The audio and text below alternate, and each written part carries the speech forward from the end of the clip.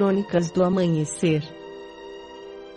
Por Feijão, Centro Espírita Allan Kardec.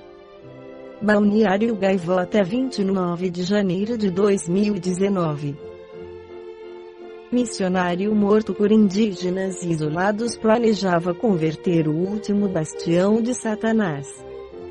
Os pescadores que ajudaram Tony Ellen Shaw a entrar em território sob restrição em 17 de novembro deixaram perto da costa enquanto ele mergulhava pela segunda e última vez na água para ir até Sentinela do Norte no arquipélago Andaman e Nicobar, no leste da Índia.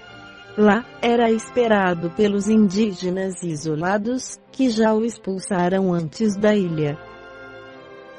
As declarações dos 3 pescadores à polícia descrevem como Shaw tirou a roupa para ficar em cuecas pretas e, assim, tentar ser aceito, de acordo com o jornal indiano Hindustan Times.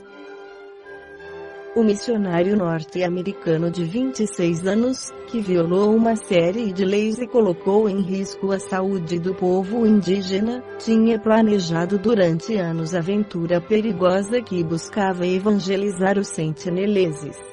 Definitivamente, perdeu a cabeça, disse ao Washington Post Renkus Noege, que conhecia Shaw desde que ele visitou há 2 anos o seu clube de mergulho na ilha Veluque, pertencente, como Sentinela do Norte, ao arquipélago de Andaman e Nicobar. Ainda chocado com o desaparecimento de Shaw, Snoege explica que ele tentou convencer o missionário a não viajar para a ilha porque estava fora de alcance do turismo, embora confesse que acabou alimentando seu desejo com histórias de outras visitas e tesouros escondidos em Sentinela do Norte. Mas pergunte a qualquer aventureiro: você tem que perder a cabeça um pouco. Se não, você não vai, diz Noege, justificando-o.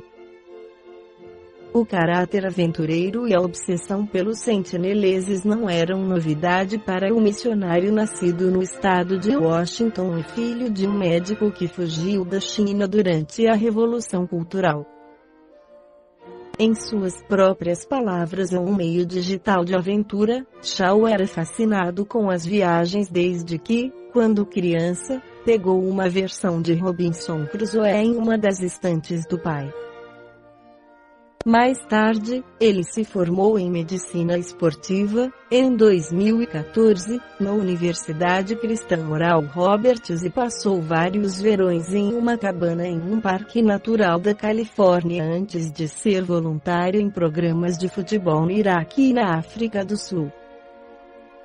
Nessa época, Shaw já tinha em mente o contato com os povos de Andaman e Nicobar, para onde viajou entre 2015 e 2016. Nesse ano, alistou-se e recebeu treinamento da All Nations, um grupo do estado do Kansas que envia missionários cristãos para 40 países. Tony Shaw fez o melhor que pôde, disse Merio, presidente executiva da organização, em declaração à CBS, em que insistiu que o procedimento seguido era legal. Ou afirma que sabia que Shaw tinha viajado para a Índia como turista, e não como missionário, porque conhecia os problemas de solicitar essas licenças. Mas ela insiste em que o jovem não violou nenhuma lei e cita um artigo publicado pela imprensa local em agosto, nas quais se afirma que o governo da Índia eliminou a exigência de obter permissão de área restrita para visitar várias ilhas do arquipélago.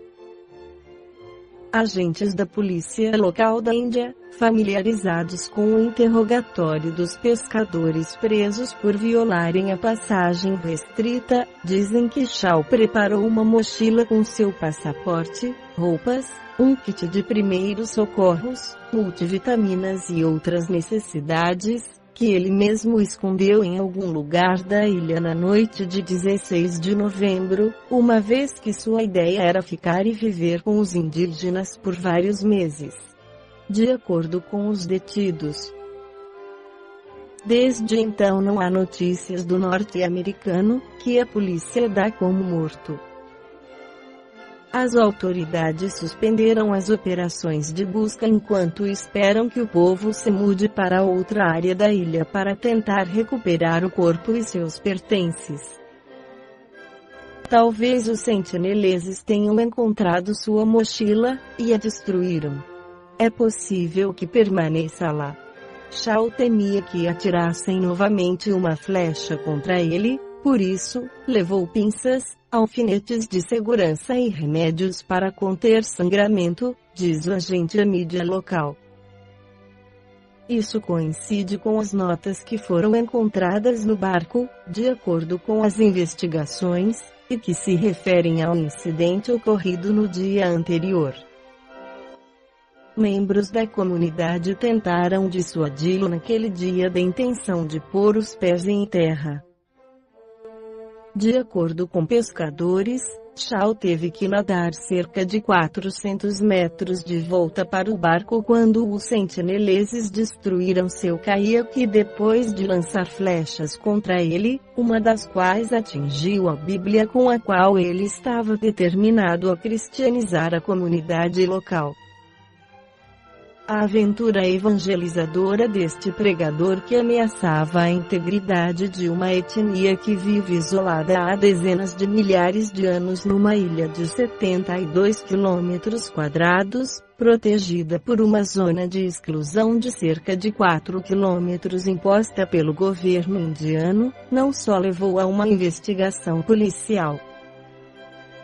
Sua provável morte nas mãos de uma comunidade de caçadores e coletores relutantes em entrar em contato com o mundo exterior também acendeu o debate sobre a proteção dos indígenas.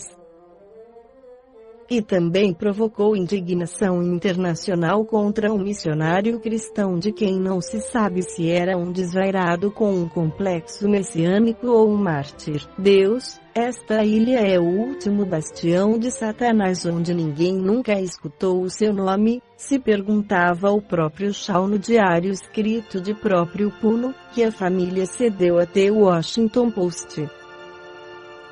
A atitude dele vem sendo criticada por grupos de cristãos norte-americanos, que dizem que as suas missões têm de atender aos requisitos legais, além de serem precedidas de interação e conhecimento prévio da cultura local para evitar qualquer dano para a comunidade autóctone. Também o círculo mais próximo de Shaw reconhece que sua obsessão sem limites o levou a se perder. Ele sabia bem o que estava fazendo e sabia que isso não era totalmente legal, disse seu amigo Donnie Middleton Hansey, de 22 anos.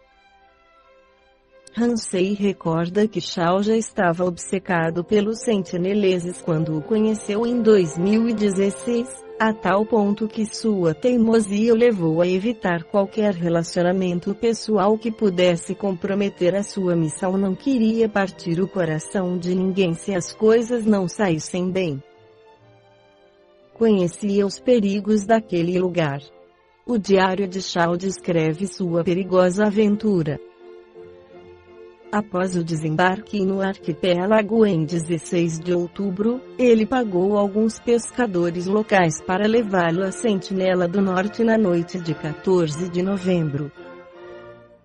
Ao amanhecer ele se aproximou da ilha, onde algumas mulheres da aldeia estavam tomando banho e conversando, escreve, quando homens armados com arcos e flechas atacaram enquanto ele se afastava gritando: "Meu nome é Donnie, eu amo você e Jesus ama vocês."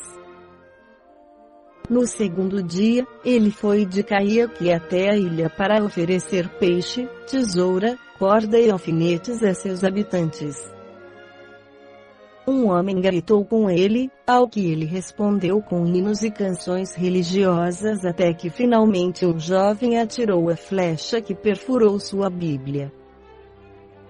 Ao regressar, escreveu uma de suas últimas notas: "Deus, não quero morrer. Quem ocupará o meu lugar se eu morro? Adhere The Trust Project." Segundo o Espiritismo, anjos e demônios não são seres criados à parte. Eles constituem a humanidade que povoa a Terra e outras esferas habitadas, quando separados do corpo, constituem o mundo espiritual.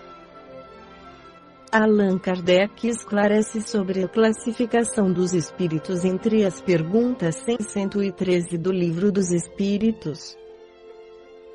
Em relação aos anjos, não há dúvidas de que existem seres dotados de qualidades que são atribuídas a eles. O Espiritismo nos faz conhecer a natureza e a origem desses seres.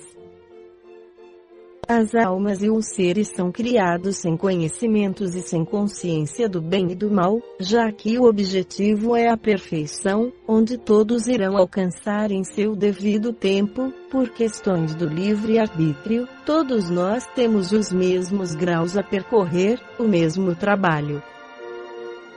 Deus não faz uma missão mais longa ou mais fácil do que outras. Ele também não criou o mal, todas as suas leis são para o bem. Foi o próprio homem quem criou o mal ao infringir as leis de Deus. Por isso, cada atitude maldosa é um atraso. E ainda, aos poucos eles vão desenvolvendo as perfeições e avançando na hierarquia espiritual até alcançar o puro espírito ou anjo. Com isso, os anjos são almas de homens que chegaram em um grau de perfeição que o espírito comporta. Já em relação aos demônios, a doutrina espírita nos ensina que eles são seres imperfeitos que ainda se encontram nas classes inferiores, já que possuem indiferença, negligência, má vontade, além de possuírem dificuldades em deixar o hábito do mal.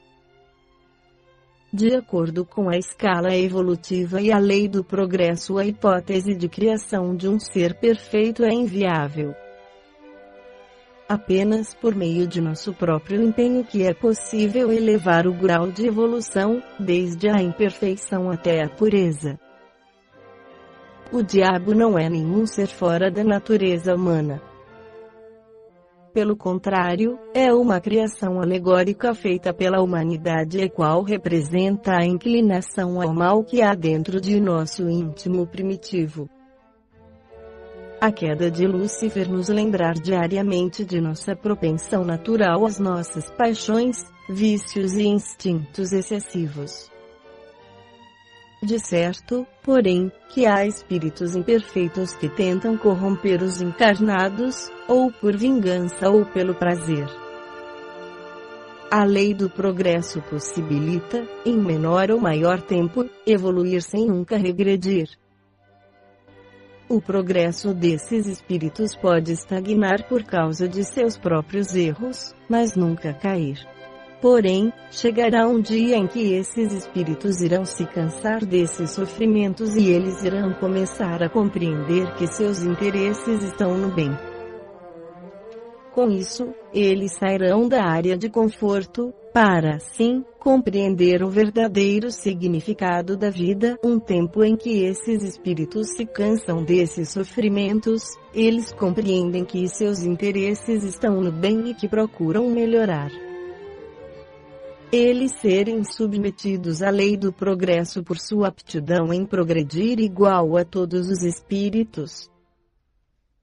Esta foi a crônica do amanhecer de 29 de janeiro de 2019, por Feijão Centro Espírita Allan Kardec.